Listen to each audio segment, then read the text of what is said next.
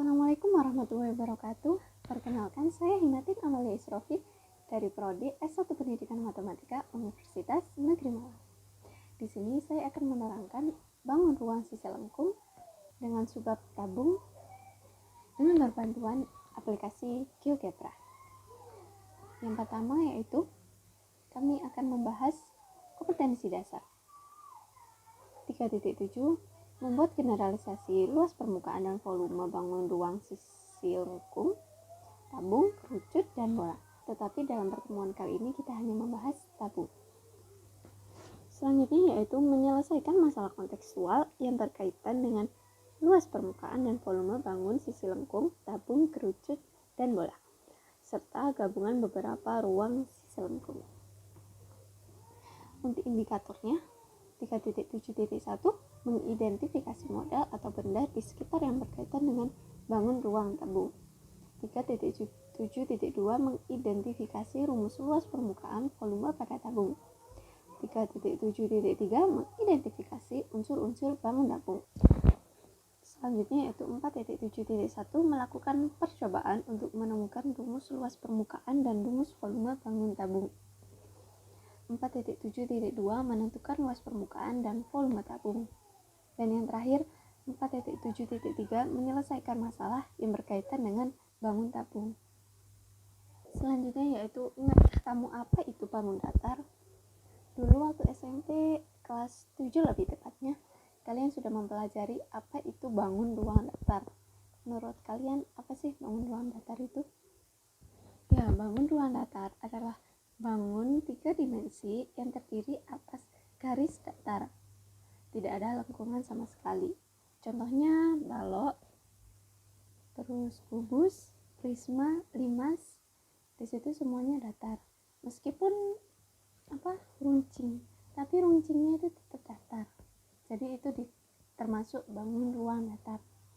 Nah, setelah kita tahu apa itu bangun ruang datar, kira-kira menurut kalian apa ya perbedaannya bangun ruang datar dengan bangun ruang sisi lengkung? Dari namanya aja udah jelas loh. Bangun ruang datar berarti bangunnya datar. Kalau bangun ruang sisi lengkung berarti dalam bangun ruang sisi lengkung tersebut ada sisi di mana sisi tersebut adalah berupa lengkungan. Nah, contohnya apa aja sih? Berarti apa aja ya contoh-contoh dari bangun ruang sisi lengkung? Benda atau bangun yang memiliki sisi lengkung. Apa? Bola, tabung, kerucut. Nah, itu adalah beberapa contoh dari bangun ruang sisi lengkung. Nah, ini definisinya. Bangun ruang yang memiliki selimut atau memiliki bagian-bagian yang berupa lengkungan. Udah paham kan tadi? Selanjutnya yaitu, kan tadi kita sudah tahu nih apa itu bangun ruang sisi lengkung. Selanjutnya, apa itu bangun ruang tabung? Ada yang bisa kepikiran apa ya bangun ruang tabung?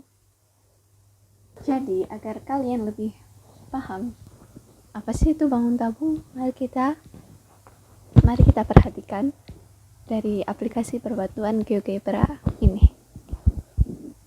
Gimana sih bangun ruang tabung itu? Nah, di sini tuh di GeoGebra itu banyak pilihannya.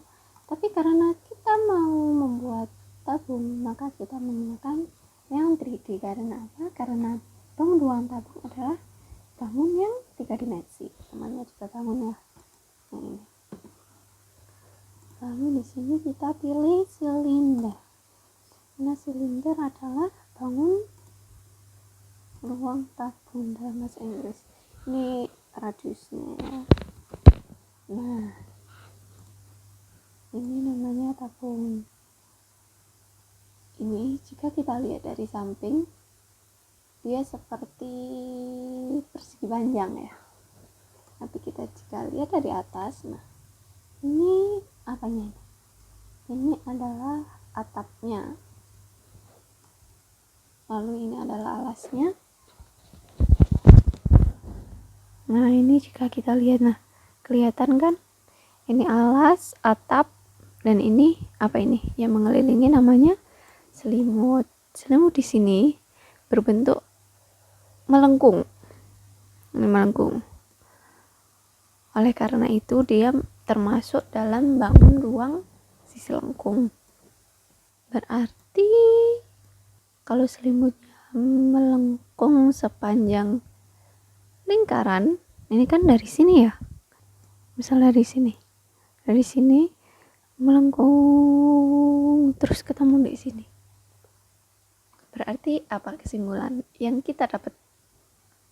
Berarti panjangnya selimut itu sama dengan keliling lingkaran. Ya kan? Enggak. Iya enggak? Ya dong. Nah, kalau kita lihat di sini itu lebih nyata, kelihatan gimana 3 dimensinya tabung. Berarti di sini tabung memiliki berapa sisi? Ada atap, alas, dan selimut. Berarti ada 3 sisi. Nah, untuk memahami lebih lanjut, kita buka LKPD dulu. Di LKPD di sini ada kegiatan 1. Nah, eksperimen 1. Kalian bisa mencobanya. Dan saya akan tampilkan videonya untuk membantu kalian memahami bagaimana caranya melakukan eksperimen yang satu ini.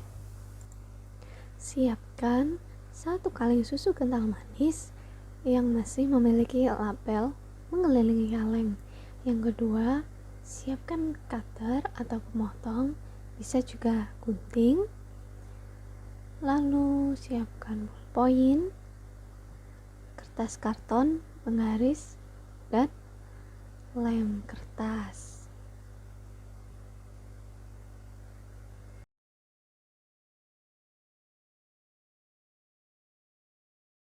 Langkah yang pertama, gunakanlah cutter untuk memotong label pada kaleng susu secara vertikal, maka akan membentuk sebuah bangun datar.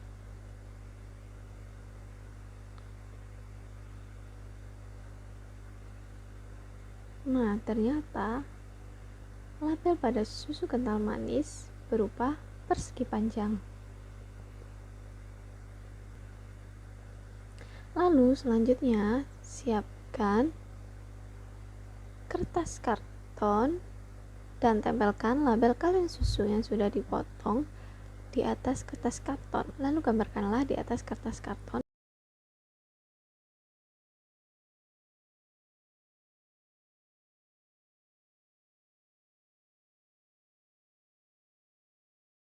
dan beri titik A, B, C, D pada sudut-sudut persegi panjang.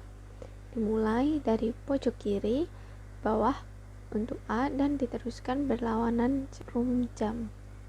Jangan lupa untuk mengukur panjang AB dan BC menggunakan penggaris untuk mendapatkan panjang dan lebar pada persegi panjang.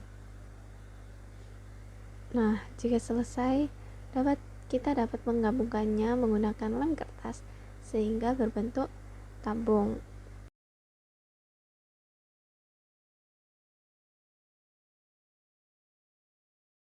Dari sini kita dapat mengetahui jaring-jaring dari sebuah bangun ruang tabung.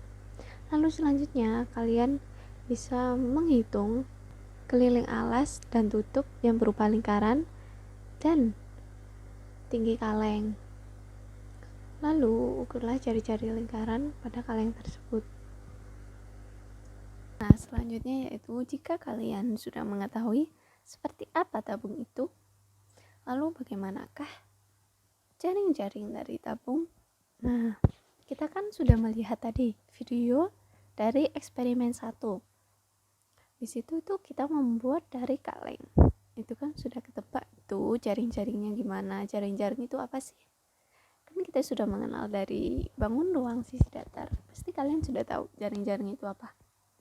Untuk merefreshkan lagi nih ingatan jaring-jaring Itu gini, jaring-jaring adalah bentuk dimana dia bisa dilipat dan membentuk bangun ruang tersebut. Nah, pasti kalian sudah pernah membuatnya kan, di bangun ruang sisi datar.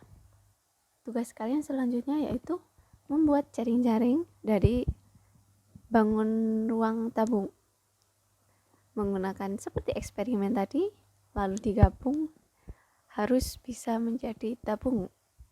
Nah, ada pertanyaan nih, jadi berapa ya sisi yang dimiliki oleh tabung? Tadi kan kita udah melihat, memperhatikan dari aplikasi GeoGebra. Lalu jika kurang jelas, kita juga melihat video eksperimen. Di situ sudah terlihat ada berapa sisinya, ya kan? Ada 3. Apa aja itu?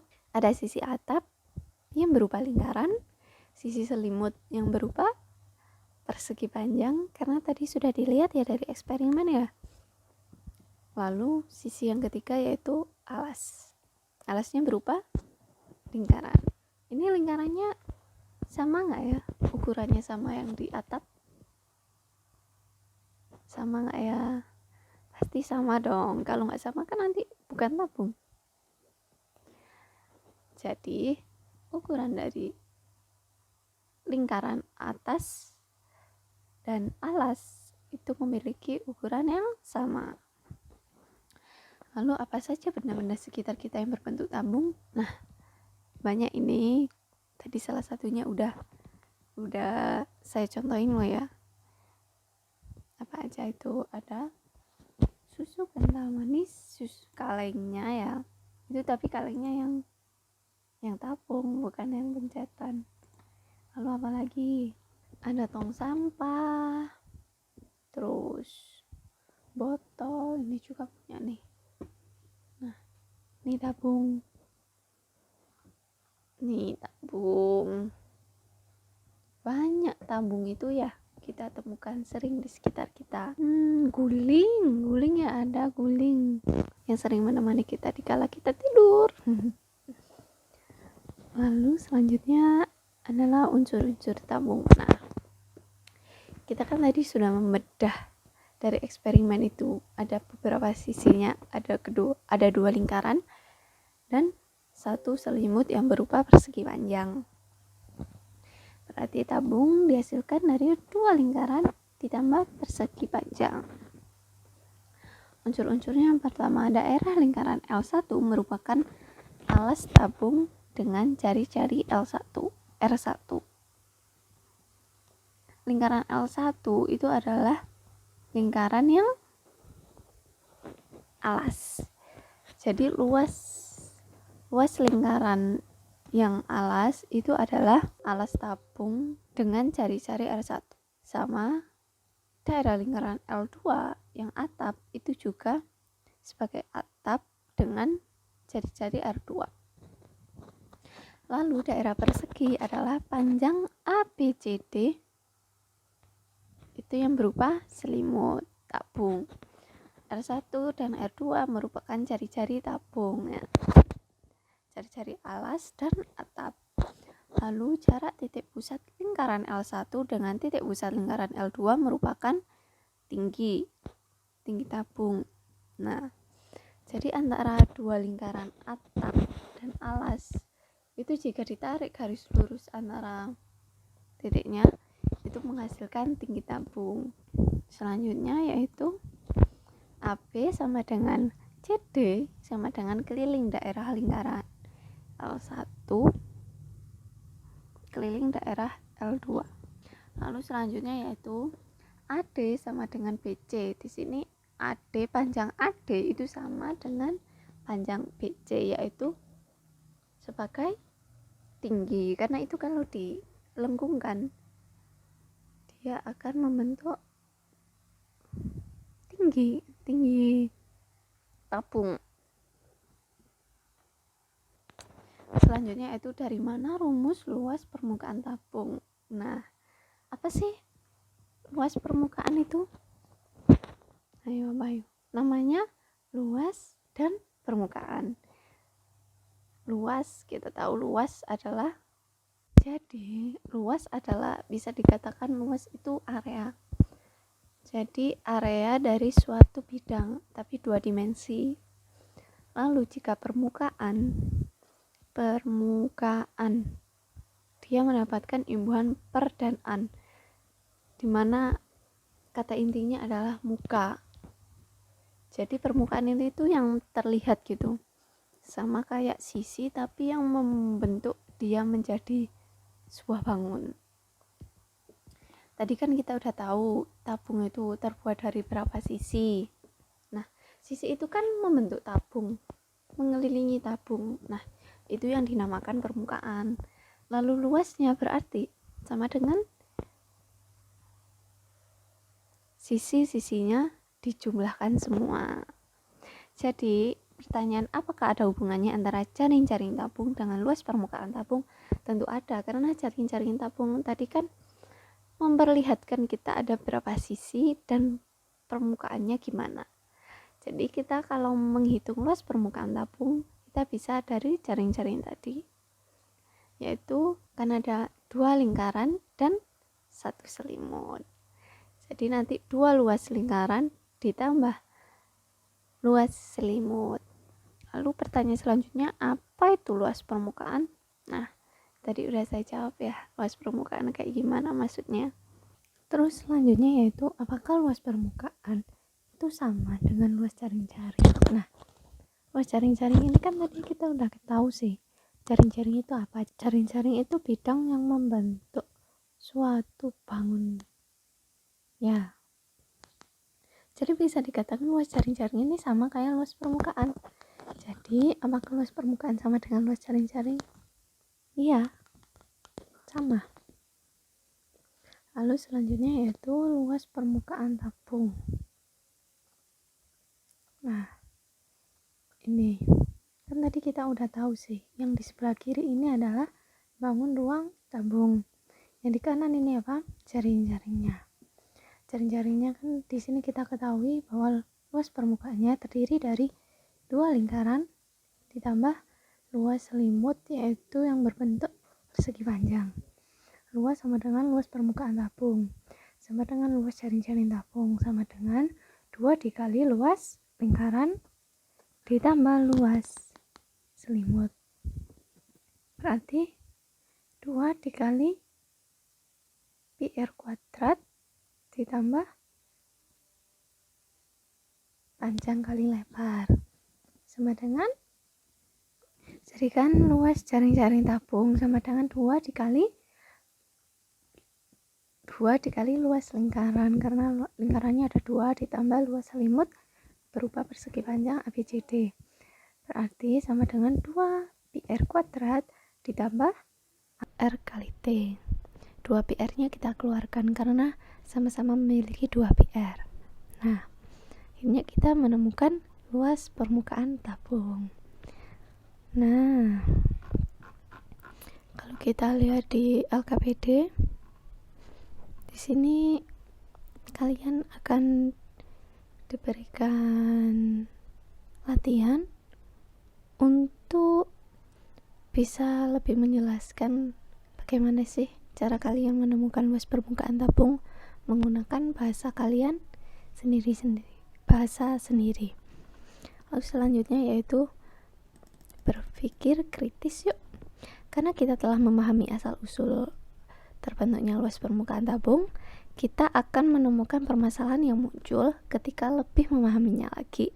Misal permasalahan yang kita temukan ketika kita memahami bahwa panjang selimut tabung sama dengan keliling lingkaran. Nah, ini yang kita bahas tadi ya.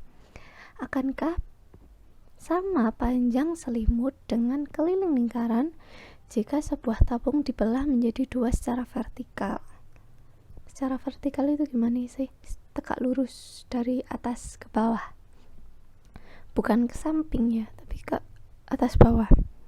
Bagaimana menurutmu? Jelaskan alasanmu. Nah, ini kalau di GeoGebra ini dibaginya seperti ini, dari atas ke bawah. Jadi nanti sisanya cuma yang sebelah sini nih. Akankah panjang selimut atau ini, panjang ini itu sama dengan keliling setengah lingkaran. Sama nggak? Nah, itu kalian coba berpikir lagi dan diisi di LKPD ini ya. Ini untuk materi ringkasannya. Ada contohnya, carilah luas permukaan dari tabung di samping. Penyelesaiannya diketahui di sini ada apa? Ada jari-jari tabung 7 cm.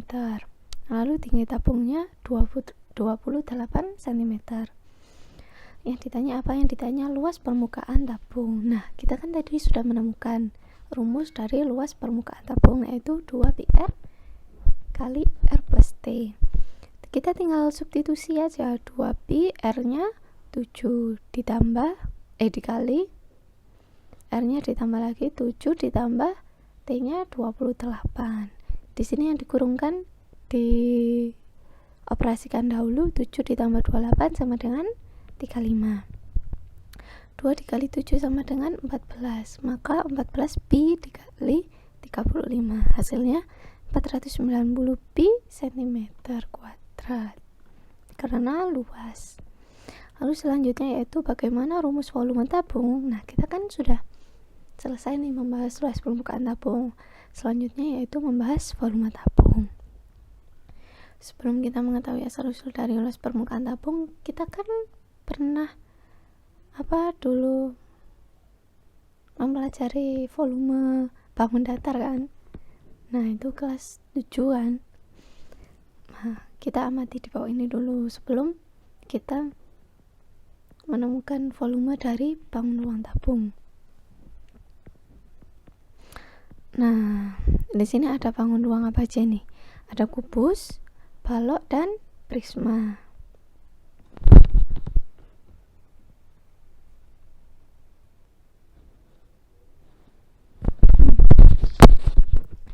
Di sini kubus, rumus volumenya apa? Ayo, dulu kan kita sudah pernah mempelajarinya kan? Rumus dari kubus adalah sisi kali sisi kali sisi atau sisi pangkat 3. Karena sisi dari kubus adalah sama semua panjangnya ya. Kalau balok apa? Kalau balok panjang kali lebar kali tinggi, atau bisa juga sisi kali sisi kali sisi. Tapi di sini takutnya kalian akan kebalik karena balok berbeda dengan kubus. Apa perbedaannya? Perbedaannya adalah panjang dari sisi balok itu tidak sama semua. Jadi oleh karena itu biar lebih jaga-jaga, biar lebih tidak takut salah kebalik, kita pakai panjang kali lebar kali tinggi. Tapi kalau sisi kali sisi kali sisi juga bisa, asalkan kalian paham sisi di balok itu seperti apa. Lalu untuk yang prisma, ayo luas prisma di sini apa? Volumenya. Di sini alasnya apa sih? Alasnya segitiga, berarti setengah kali alasnya segitiga AB dikali tingginya segitiga dikali tinggi prisma. Nah, berarti kan ya volumenya dari yang kita dapatkan ini tuh apa persamaannya? Dari volume 3 bangun ruang di atas tadi, itu apa sih volume dari setiap rumusnya? Menurut kalian apa?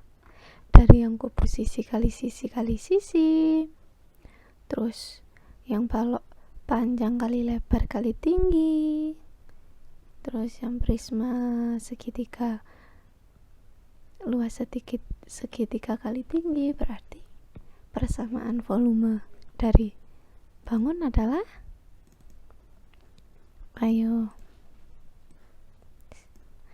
adalah luas alas dikali tinggi.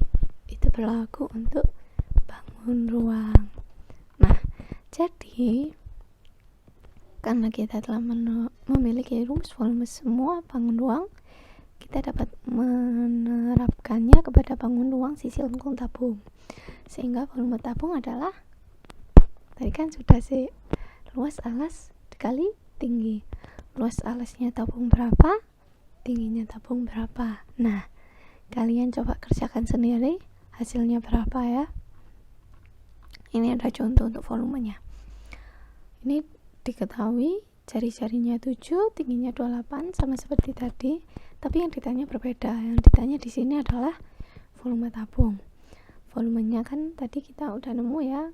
Kalau kalian sudah nemu, kalian temukan dulu yang tadi, baru melihat contoh ini ya. Volumenya pi R kuadrat dikali T, karena luas alasnya lingkaran luasnya pi R kuadrat dikali tinggi tabung ya. Jadi pi R kuadrat disubstitusikan R nya 7, pi dikali 7 pangkat 2 dikali T nya 28, sehingga 7 pangkat 2 adalah 49, pi dikali 28, hasilnya 1372 pi cm kubik karena volume.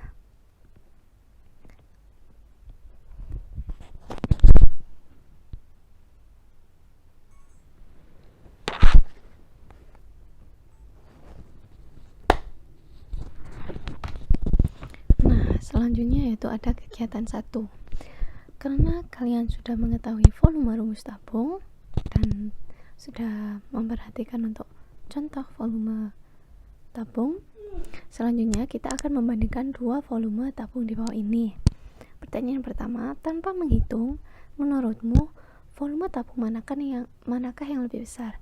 Di sini kalian cuma menganalisis secara luarnya aja ya, jadi tanpa menghitung, hanya kalian melihat dari jari-jarinya dan tingginya menurut kalian yang mana yang lebih besar.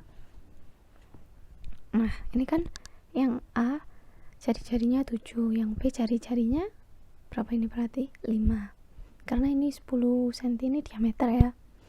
Terus tabung A tingginya 11 dan tabung B tingginya 20. Di sini tingginya lebih besar yang tabung B, tapi jari-jarinya lebih besar dari tabung A. Menurut kalian lebih besar mana volumenya?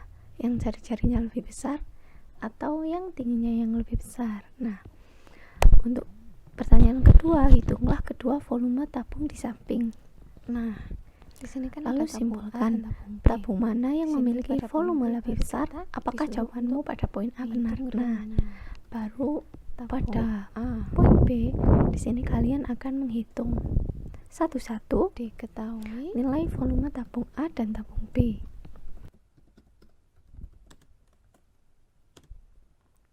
Diketahui R nya 7, T nya 11. R nya 7, T nya 11 cm. Ditanya volume. Jawab apa tadi? Volume dari bangun ruang tabung, luas alas,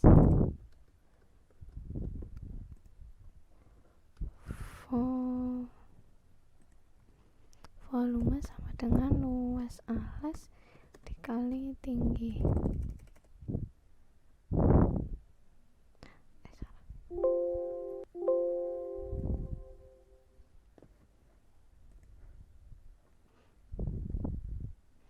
Luas alas dikali tinggi sama dengan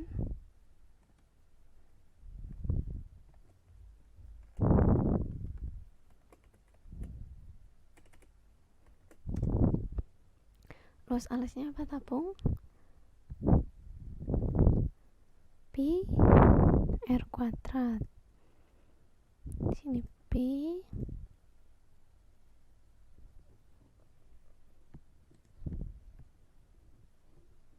lalu R kuadrat dikali P-nya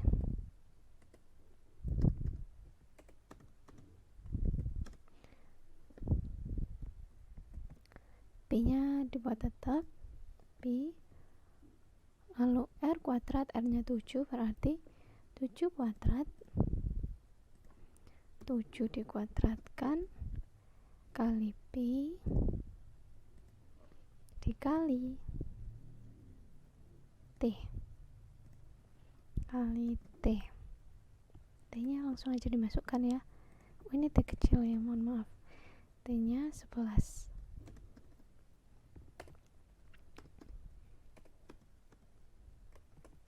Tujuh pangkat 2 yaitu 49 P.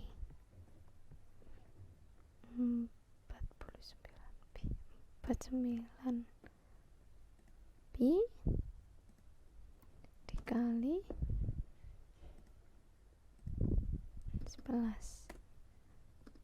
Hasilnya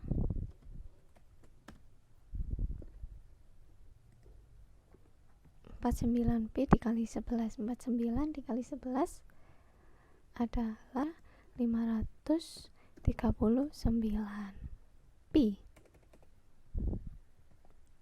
539 Pi. Satuannya cm kubik.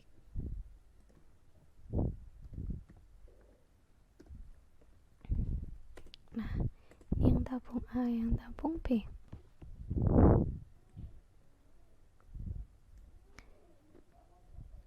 Yang tabung B diketahui R-nya 5, lalu tingginya 20. Ditanya volume sama, jawabnya volume sama dengan luas alas kali tinggi PR kuadrat kali T. R-nya karena diketahui 5, berarti ini 5 kuadrat Pi kali T-nya 20. 5 kuadrat sama dengan 25 Pi dikali 20. 25 kali 20, 25 kali 2 adalah 50, berarti 500 Pi cm kubik. Berarti dari sini kita bisa menyimpulkan ya, mana yang lebih besar. Nah, kalian kan tadi pada poin A sudah memilih mana yang lebih besar. Nah, di sini berdasarkan jawaban kalian yang B, apakah pengira-kiraan yang tadi kalian itu benar? Nah, di sini kita dapat simpulkan ya. Kesimpulannya adalah